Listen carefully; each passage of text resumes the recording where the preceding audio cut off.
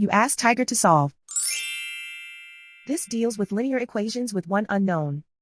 The final result is x equals 19. Let's solve it step by step.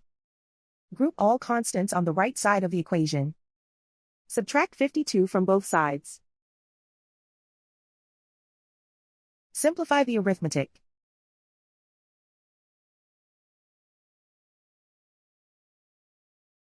Isolate the x. Divide both sides by 2. Simplify the fraction.